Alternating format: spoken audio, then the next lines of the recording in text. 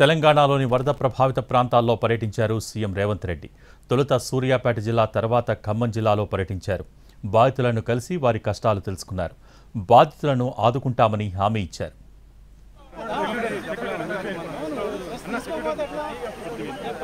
ఏపీలోని కృష్ణా జిల్లా కన్నా తెలంగాణలో ఖమ్మంలో ఎక్కువ నష్టం జరిగిందన్నారు సీఎం రేవంత్ రెడ్డి. కేంద్ర ప్రభుత్వం ఉదారంగా సహాయం అందించాలని, జాతీయ విపత్తుగా గుర్తించాలని అన్నారు. 5,430 కోట్ల సహాయం అందించాలని ప్రధానికి లేఖ రాశామన్నారు రేవంత్ రెడ్డి.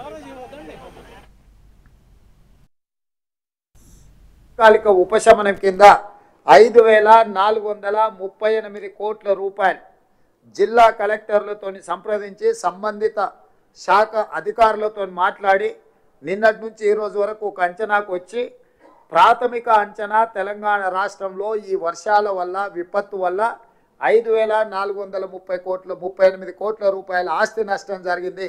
తక్షణమే కేంద్ర ప్రభుత్వం జాతీయ విపత్తు నిధుల నుంచి తెలంగాణ రాష్ట్రాన్ని ప్రజల్ని ఆదుకోవడానికి నిధులను విడుదల చేయాల్సిందిగా ప్రధానమంత్రి గారికి లేఖ రాయడం